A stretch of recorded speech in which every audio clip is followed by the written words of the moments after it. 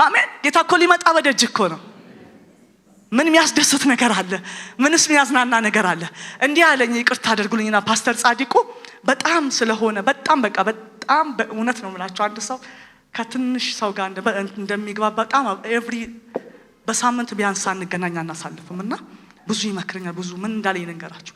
ምን ጊዜም አለ ምን ጊዜም ወደ አልጋዬ ስወጣ ዛሬ በእኔ ያዘነ ሰው አለ ወይ ብዬ ቼክ አደርጋለሁ። ለምን ለመነሳቴ እርግጠኛ አይደለሁም አለ። ምን ጊዜም አለ። አሁን ይሄ ቂም ይዘን የምንሰነበትበት ጊዜ አይደለም። ቂም ይዘን ምን ቤት የምንቀመጥበት ጊዜ አይደለም። ኢየሱስ ጌታ ነው። ራሳችን በየጊዜው ቼክ የምናደርግበት። አሜን ሃሌሉያ። እግዚአብሔር ዛሬ እድል ሰጥቶኝ በፊታችሁ አለ። እንግዲህ ይህንን እድል ከእግዚአብሔር በታች የሰጣችሁኝ የፈቀዳችሁልኝ መሪዎች ጌታ ኢየሱስ አብዝቶ ይባርካችሁ። እግዚአብሔር መልእክት ስላለው ወደዚህ ስፍራ መጥቻለሁ። እግዚአብሔር መልእክት ባይኖረው አይልከኝም። አሜን።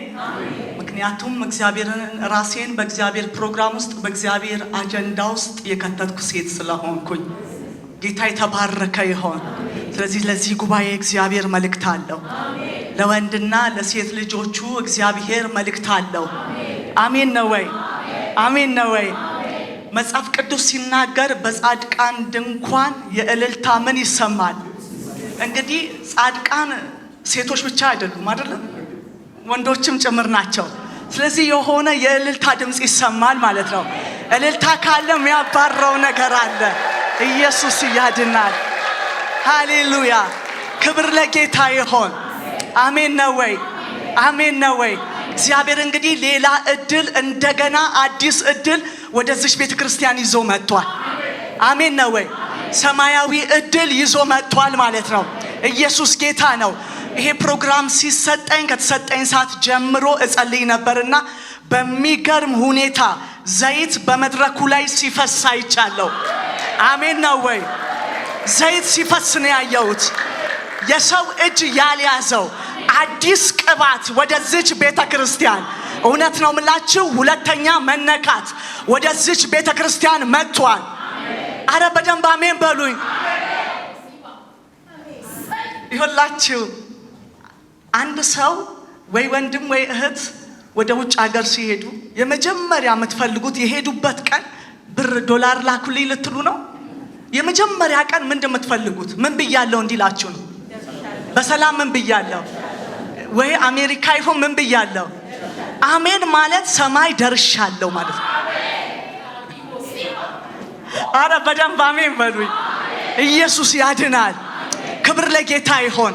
ስለዚህ ወደዚች ቤተክርስቲያን ሁለተኛ መነካት መጥቷል። አሜን። እባካችሁ በቃ እንደ እግዚአብሔር ሴት ብቻ ተቀበሉኝ። ሁለተኛ መነካት መጥቷል። አሜን ነው ወይ? ኤልያስ በመጀመሪያው መነካት ላይ መጣና መልአኩ እንጀራ ሲያስቀምጥለት በላና ተመልሶ ምን አለ? ተኛ።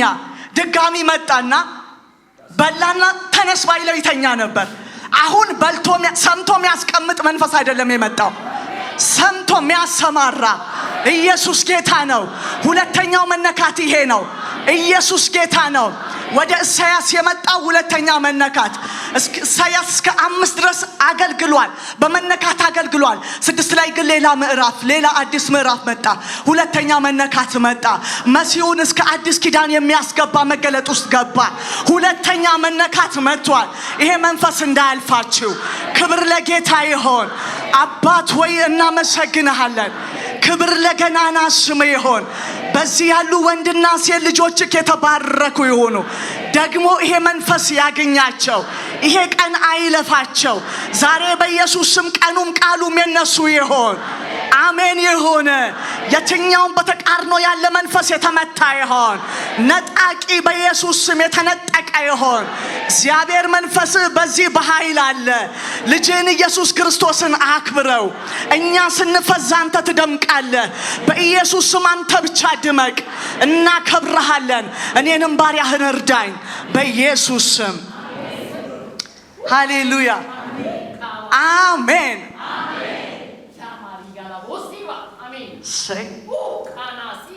እስኪ ይዤ እወጣለሁ የዛሬን መልእክት በሉኝ። አሜን። እንደው ዝም ብላችሁ እንዳትቀመጡ።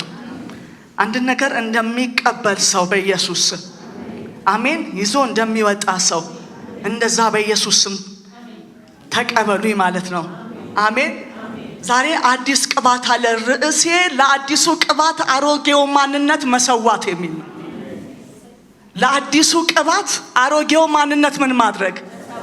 መሰዋት። አሜን። ወይንም ቅዱስ ጭካኔውስ መግባት።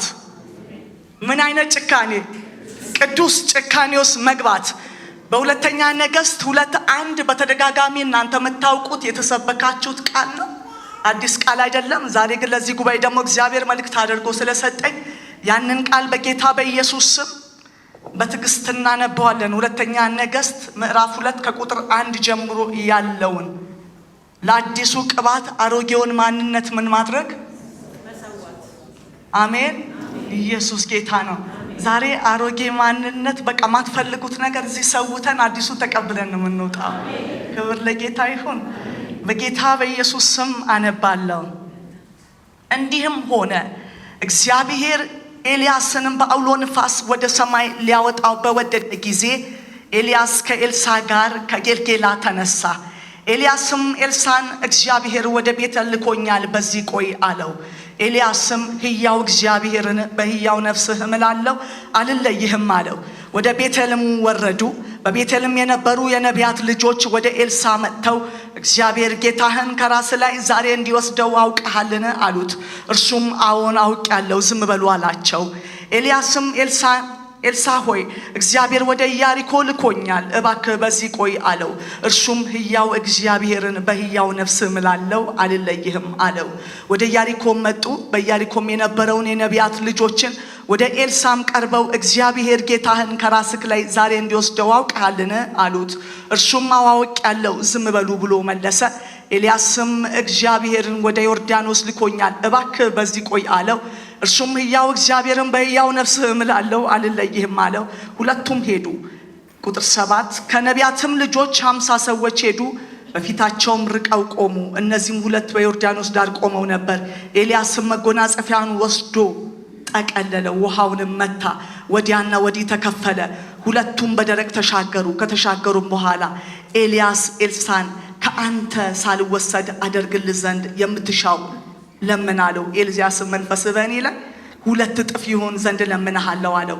እርሱም አስቸጋሪ ነገር ለምንሃል፣ ነገር ግን ከአንተ ዘንድ በተወሰዱ ጊዜ ብታየኝ ይሆንልሃል፣ አለዚያ ግን አይሆንም አለ። ሲሄዱም እያዘገሙ ሲጫወቱ እነሆ የእሳት ሰረገላ የእሳት ፈረሶች በመካከላቸው ገብተው ከፈሏቸው። ኤልያስንም በአውሎ ንፋስ ወደ ሰማይ ወጣ። ኤልሳም አይቶ አባቴ አባቴ ሆይ የእስራኤል ሰረገላ ፈረሰኞች ብሎ ጮኸ። ከዚያም ወዲያ አላየውም። ልብሱንም ይዞ ከሁለት ተረተረው።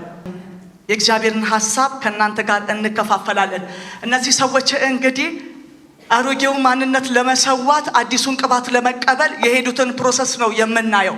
እነዚህ እኔ አራቱንም የሄዱበትን ስቴጆች ወይ ስቴፖች ከባባድ እርከኖች ብያቸዋለሁ። ምክንያቱም ጉዟቸውን የጀመሩት እንደምታውቁት እነዚህ ሰዎች ከየት ነበር? ከጌልጌላ ነበር የጀመሩት።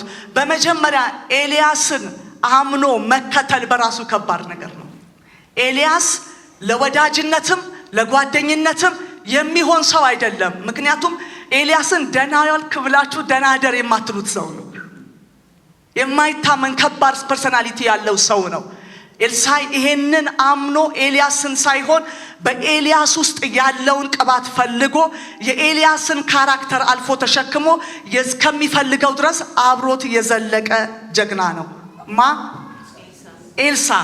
ምክንያቱም ኤልሳ ወስኖ ቆርጦ አርዶ የወጣ ነው። መመለሻ ድልድዩን ያቃጠለ ሰው ነው። መመለስ የማይችል ሰው ነው። ወይንም በሌላ አማርኛ ፕላን ቢ የሌለው ሰው ነው። ብዙውን ጊዜ ብዙዎቻችን ይሄ ባይሆን የምንለው ፕላን ቢ አለን። ኤልሳ ግን እንደዛ አይነት ሰው አይደለም። አቃጥሎ ጨክኖ የወጣ ሰው ነው። ልክ በመጽሐፍ ቅዱስ ላይ ሩትን አይታችኋት ከሆነ ሩትም ልክ እንደዛ አቃጥላ ድልድይ ሰብራ የወጣች ሴት ናት። ምክንያቱም ምንድነው? ህዝብሽ ምን ይሁን ብላ ሕዝብሽ ሕዝቤ አምላክሽ ምን ይሁን ብላ አምላኬ ብላ ልትመለስ የምትችልበትን ድልድይ አቃጥላ የወጣች ሴት ናት። ለዛም ነው ሩቅ ምዕራፍ ኦርፋ እዛ ጋር ስትቆም ሩት ግን ተሻግራ አዲስ ኪዳን ድረስ የገባችው። ኢየሱስ ጌታ ነው።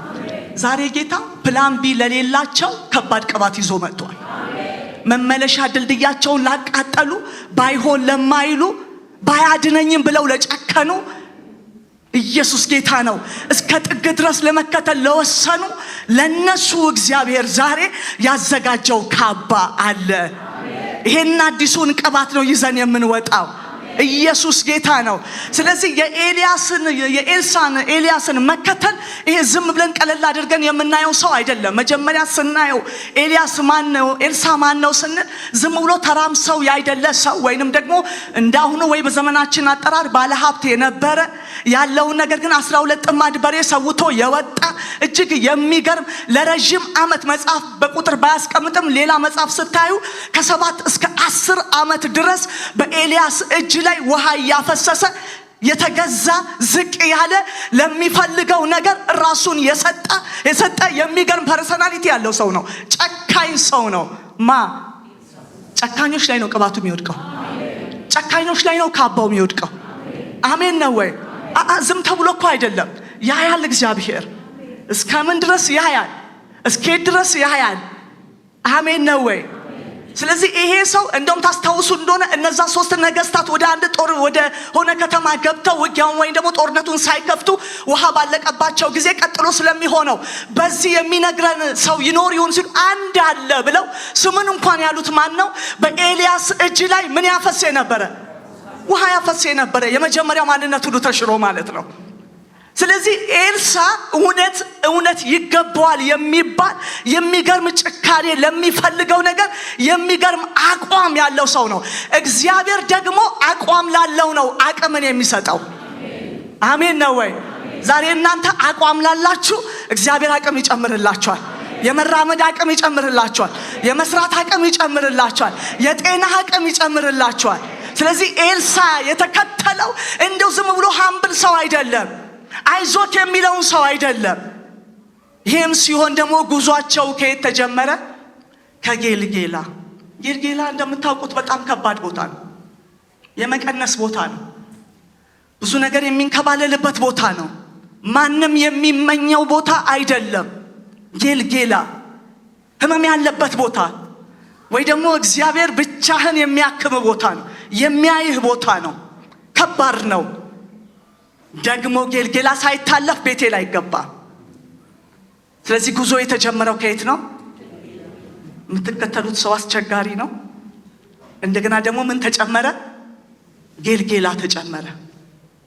ከባድ ቦታ ማለት ነው። አንድ ሚስጥር ልንገራችሁ። በህይወታችሁ እግዚአብሔር አጠገባችሁ ላይ በጣም ከባባድ አስቸጋሪ ሰው ሲያስቀምጥ ደስ ይበላችሁ። እኔ በህይወቴ ጥሩነቴን የሚነግረኝን ሰው አይደለም ብዙ ምፈልገው፣ በዛኛው ፓርት ያለውን ድክመቴን የሚነግረኝን ሰው ነው። እሱ ነው እንድትራመዱ የሚያደርጋችሁ። አሜን።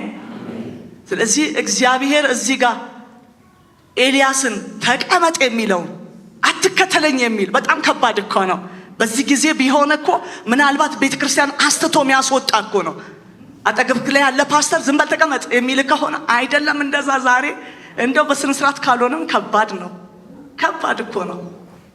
በጣም ከባድ ነው። ነገር ግን እነግራችኋለሁ እንደ ኤልያስ አይነት ሰዎች ናቸው ካባ ጋር የሚያደርሱት። አትጥሏቸው። እንደነዚህ አይነት ሰዎች አጠገባቸው ላይ ሲመጡ እግዚአብሔር እንደነዚህ አይነት ሰዎች አጠገባችሁ ላይ ካመጣ የሆነ ካባ ሊደርብላችሁ ነው።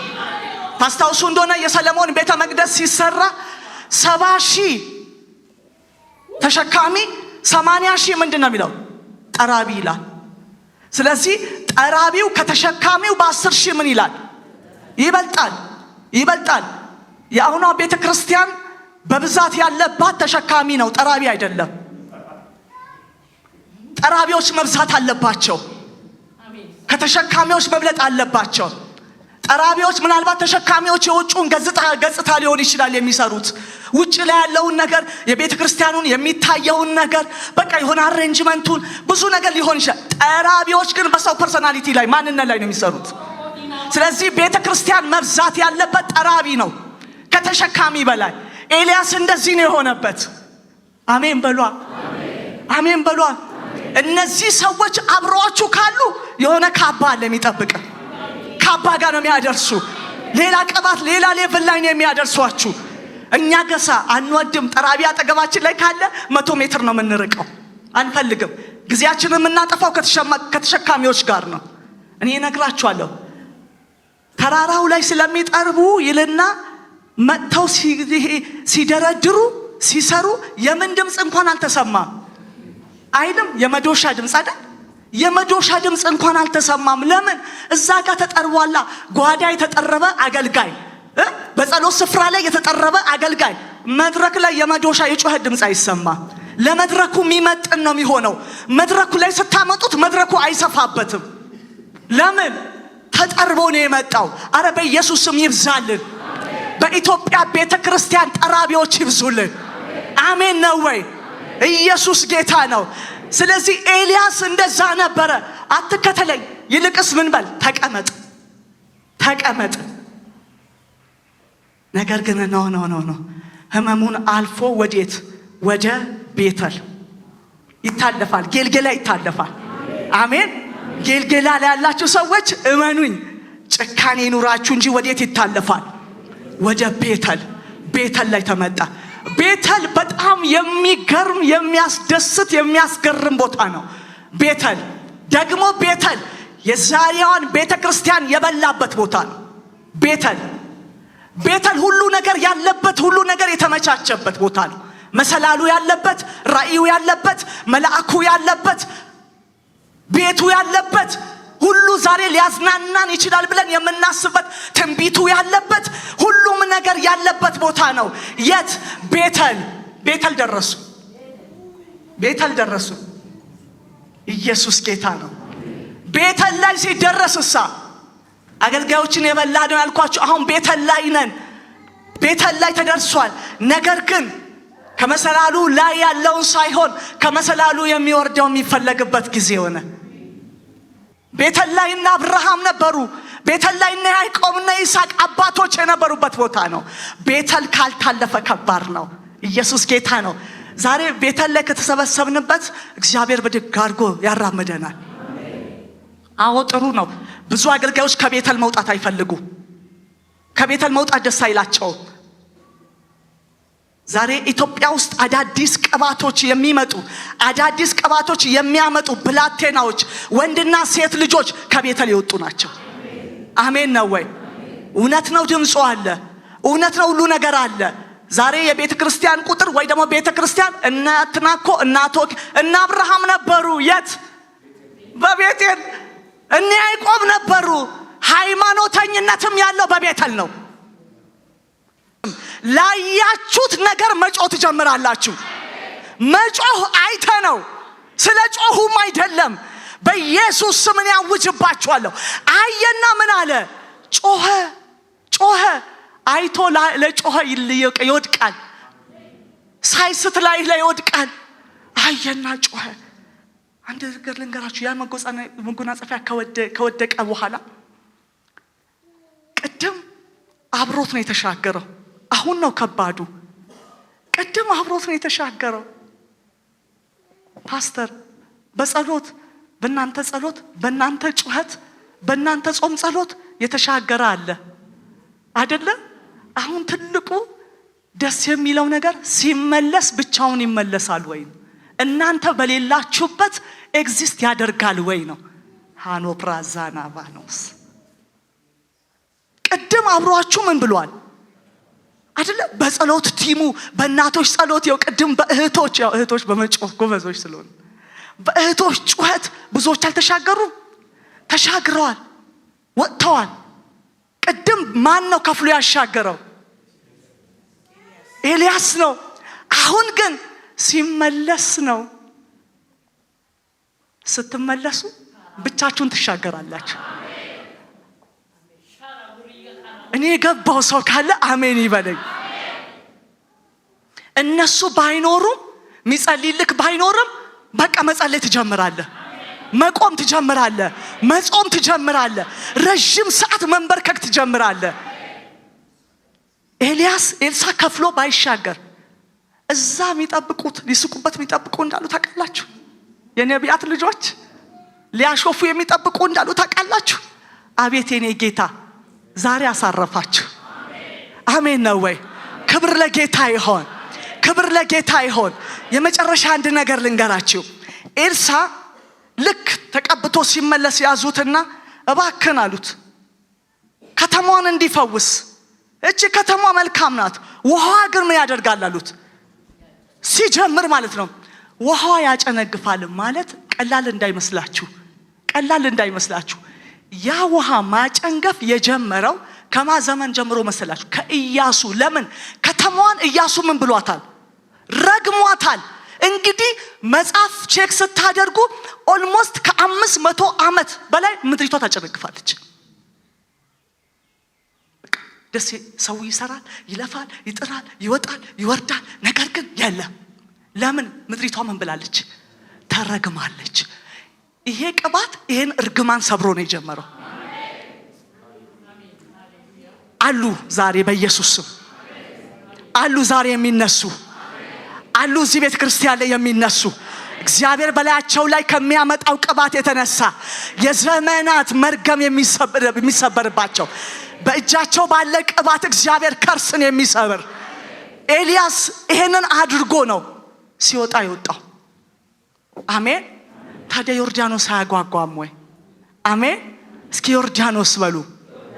በእውነት ነው ምላችሁ። ህመሙም ለጥቂት ጊዜ ነው። ጌልጌላ ላይ ያላችሁ የቱ ጋር እንዳላችሁ አላቅም። ህመሙ ይዟችሁ ቤት አስቀምጧችሁ ከሆነ ዛሬ ከቤት ትወጣላችሁ። በቃኝ አልቻልኩም ብላችሁ ከሆነ ግድ የለም፣ ከፊታችሁ ዮርዳኖስ አለ። ዮርዳኖስን አይቶ ነው በህመም ቤት ያስቀመጣችሁ። ዛሬ በኢየሱስ ስም ቤታችሁ መልቀቅ፣ አልጋ መልቀቅ፣ ድካምን መልቀቅ፣ ስንፍናን መልቀቅ፣ ጥላቻን መልቀቅ፣ ቂምን መልቀቅ በኢየሱስ ስም ይሆንላችኋል። አሜን ይሆንላችኋል። ምክንያቱም ትልቁ ቤት የሚያስቀምጥ ነገር ምንድነው ብትሉኝ ቂም ነው። መጽሐፍ ሲናገር ሕዝቅኤል ላይ እቋሪ ውሃ ግን ሳይፈወስ ምን ይላል ይኖራል ይላል። ፈውስን የሚከለክለው ትልቁ ነገር ቂም ነው። ስለዚህ ዛሬ በኢየሱስ ስም በቂም የታመማችሁ በሐዘን በሆነ ብቻ እናንተ ጋር ባለው ምክንያት የደማችሁ ጌልጌላችሁ ላይ የቆያችሁ ሰዎች ጉዞ ትጀምራላችሁ ወደ ቤተል። አሜን ነው ወይ? በኢየሱስ ስም ጉዞ ትጀምራላችሁ። ቤተላችሁ ላይ ደግሞ አትቆዩም። እስኪ ጩሁና ቤተሌ ላይ አልቆይም በሉ። አያዝናናኝም በሉ። እውነት ነው ምላችሁ። እግዚአብሔር ዛሬ ኮምፈርት ዞናችሁ መጥቶ ይነካዋል። አሜን ይነካዋል። አንዳንዴ ለካ ሰይጣንም አይደለም እግዚአብሔር የግርዛት መቀሱን ይዞ ነው ማለት ነው። ኢየሱስ ያድናል። አንዳንዴ የሚመጣው ህመም ከሰይጣን ብቻ አይደለም፣ ከሆነ ነገር ብቻ አይደለም፣ ራሱ እግዚአብሔርም ይሆናል። ለምን? ጭካኔያችሁ ላይ ተቀመጥ ሲልኮ ሊያስቀምጠው ፈልጎ አይደለም። የኤልሳን ጭካኔ እስኪ ድረስ እንደሆነ እግዚአብሔር በኤልያስ ውስጥ እያየው ነው። አሜን ነው ወይ? ጨክኑ ዛሬ ግድ የለም። ቤተልንም ልቀቋት። የበለጠው እየጠበቀን አይደል? የበለጠው እንኮ በቅርቡ ልናይ እኮ ነው። አሜን። ጌታ እኮ ሊመጣ በደጅ እኮ ነው። ምን የሚያስደስት ነገር አለ? ምንስ የሚያዝናና ነገር አለ?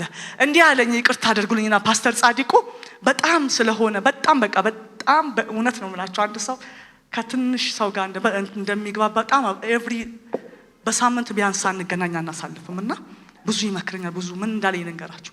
ምን ጊዜም ወደ አልጋዬ ስወጣ ዛሬ በእኔ ያዘነ ሰው አለ ወይ ብዬ ቼክ አደርጋለሁ። ለምን? ለመነሳቴ እርግጠኛ አይደለሁም። ምን ጊዜም አሁን ይሄ ቂም ይዘን የምንሰነብትበት ጊዜ አይደለም። ቂም ይዘን ቤት የምንቀመጥበት ጊዜ አይደለም። ኢየሱስ ጌታ ነው። ራሳችን በየጊዜው ቼክ የምናደርግበት። አሜን ሃሌሉያ። ራሳችንን ውሏችንን ኢቫሉዌት የምናደርግበት እንደዚህ አይነት ጊዜ ላይ ነው ያለ ነው። ሁሉም ነገር ያሳብቃል እኮ እያለቀ እንዳለ ሁሉ ነገር ይነግረናል እኮ። ስለዚህ የቤተል ምቾት አያዝናናንም። እንወጣለን፣ ዛሬ ጨክነን እንወጣለን። በእውነት ታልፋላችሁ። ለምድር የሚሆን ቅባት ይዛችሁ ትመለሳላችሁ። አሜን ነው ወይ? ኢየሱስ ጌታ ነው። በሚገርማችሁ ሁኔታ ኤልሳ በህይወት እያለ አንድም ጊዜ ሶሪያ እስራኤልን ድል አድርጋ አታውቅም። በህይወት እያለ ቼክ አድርጉ። አንድም ጊዜ ቅባታቸው የነገስታት የሀገር ነው።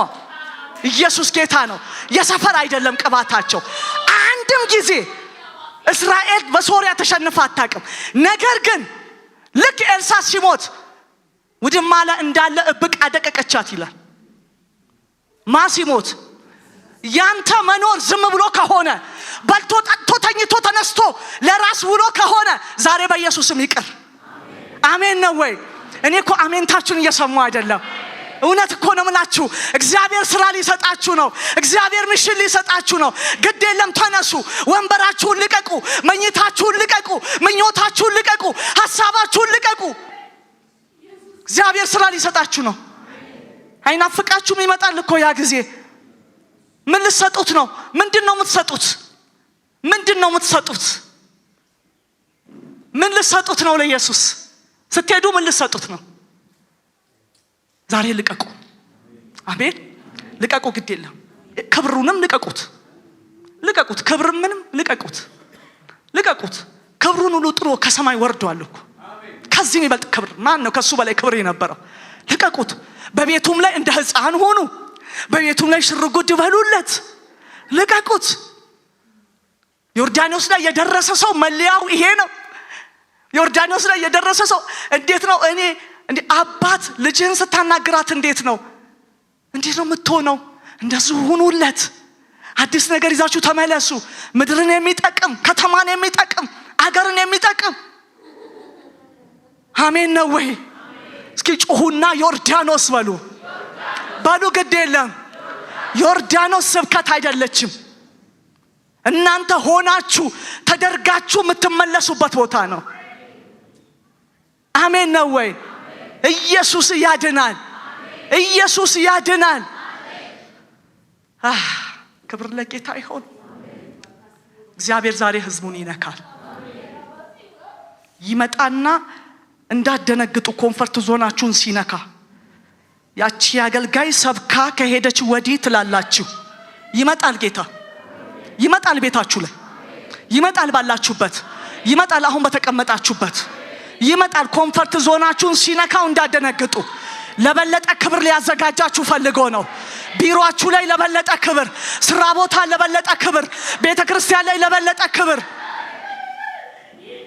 ዛሬ በየቤተክርስቲያኑ እውነት ነው መሰዊያ ሳይሆን ስቴጅ ስለበዛ የቤተክርስቲያን ውበት እየደበዘዘ የቤተክርስቲያን ስልጣን እየተመታ መጥቷል። ነገር ግን ቤተክርስቲያን በእነማን ነው ወደ ክብሯ የምትመለሰው ሲባል ዮርዳኖስ ላይ በደረሱት ነው። አሜን ነው ወይ?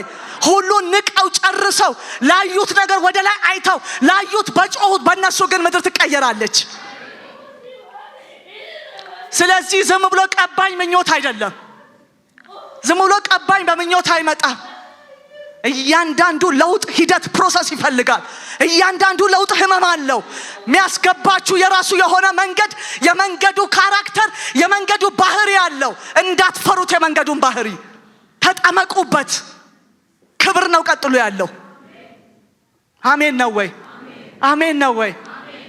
እንዴት ኤልሳ ያለ ያልተደፈረች ከተማ ኤልሳ ሲሞት እንዴት ትደፈራለች? እናንተ አምጡት እስኪ። እንዴት እኔ ያለው ምድሬ ትደፈራለች? እንዴት እኔ ያለው ቤተክርስቲያን ትደፈራለች? እንዴት እኔ ያለው ቤቴ ይደፈራል? እንዴት እኔ ያለው ልጆቼ ይደፈራሉ? እንደዚህ አይነት ቅናት በኢየሱስ ስም ይግባባችሁ። አሜን ይግባባችሁ። እውነት ነው የምላችሁ። እኔ ሁሌ ለባለቤቴ ነግረዋለሁና የሆነ ነገር በጣም ኮምፈርት ዞን ላይ ካለው አይመቸኝም። በጌታ ፊት ነው የምላችሁ አይመቸኝም። ማለት ስራ ይጠፋ ይመስለኛል። ሃሌሉያ አሜን። በተአምር እንዴት ተመቻምቸን እንቀመጣለን ከጠላት ጋር። ልጆቻችን እየተዘረፉ ቅድም ስትጸልይ ሰምታችኋል። እንዴት እንደዚህ ይሆናል? እኔ ያለው ብሎ የሚነሳለትን ይፈልጋል ጌታ። አይኖ ብሎ የሚነሳለትን ይፈልጋል ጌታ። ኢየሱስ ያድናል። ብቻችሁን ስትመለሱ አቅም አላችሁ ወይ? ብቻዬን ስመለስ አጠገቤ ላይ ፓስተሬ ሲጠፋ፣ አጠገቤ ላይ የጸሎት ቲም ሲጠፋ፣ አጠገቤ ላይ በቃ የሆነ ነገር ሲሆን እኔ ብቻዬን መመለስ እችላለሁ ወይ? ዛሬ እግዚአብሔር ይሄን ኃይል ያስታጥቃችሁ ነው። ብቻችሁን የምትመለሱበትን ጉልበት፣ ብቻችሁን ስትመለሱ የምትችሉበትን አቅም ሊሰጣችሁ ነው። የማንም መሳቂያ አትሆንም። እዛ ጋር የነቢያን ልጆች እኮ ያሾፉ እኮ ነው የሚያሾፍ አለ እኮ ኖ እዚህ ጋር እኮ ኤልሳ ከተማ ፈውሶ ከተማ የስንት መቶ ዓመት ከተማ የእርግማንን መንፈስ በአንድ ደቂቃ አቤት ቅባት ይሄን ያደርጋል። ይውደቅባችሁ በዘራችሁ ላይ የመጣ መርገም በቤተሰብ ላይ የመጣ መርገም በትውልዳችሁ ላይ የመጣ መርገም አረ በኢየሱስም የተሰበረ ይሆን ይቅርታ ፓስተርዬ አንድ ነገር ልንገራችሁ እኔ በጣም የሚገርመኝ እኮ ነው የና አብርሃምን ቤተሰብ ስታዩ አብርሃም የተፈተኑበትን ነገር ይሁ አብርሃም በምን ተፈተ አብርሃም እኮ ስለሚስቱ አልዋሸም ይስሐቅ አልዋሸም ወይ ልጁ አልዋሸም ወይ እንዴ ሚስቶቻቸውን ይሁ ሳራ መካን አልነበረችም ወይ እንደገና የይስሐቅ ሚስትሳ የያዕቆብ ሚስትሳ እንዴ ዝም ብለህ ትቀጥላለህ ወይ ዝም ብለህ ታያለህ ወይ በኢየሱስም የመንፈስ ቆመን እንሰብረዋለን ክብር ለጌታ ይሁንላችሁ እነሱ ሰብረው ነው በአብርሃም ጊዜ ረሃብ አልነበረም በልጁ በይስሐቅ ጊዜ አልነበረም ወይ በያዕቆብ ጊዜማ ለዛውም በስተርጅና እኮ ነው በረሃብ ወዴት የወረደው ወደ ግብጽ የወረደው ዛሬ በጌታ በኢየሱስ ክርስቶስ ስም ቤታችሁ ላይ ቤተሰባችሁ ላይ በማታውቁት መንገድ እየወረደ ያለ አንድ አይነት የምታውቁት አባቴ ላይ ነበር አያቴ ላይ ነበር እኛ ቤት እኮ ነበር የምትሉት ነገር እና አብርሃም ቤት እንደተሰበረ በኢየሱስ ስም የተሰበረ ይሆን ከአብርሃም አልፎ ራሱ በይስሐቅ ተደገመ ከይስሐቅ አልፎ ራሱ በያዕቆብ ተደገመ ዝም አላሉ መባካችሁ ሰብረውታል የተሰበረ ይሆን የሳራ መካንነት ወደ ርብቃ መጣ የርብቃ መካንነት ወደ ራሔል መጣ መካንነት እየወረደ ያለበት ቤት እኔ ዛሬ ሰብራለሁ የተሰበረ ይሆን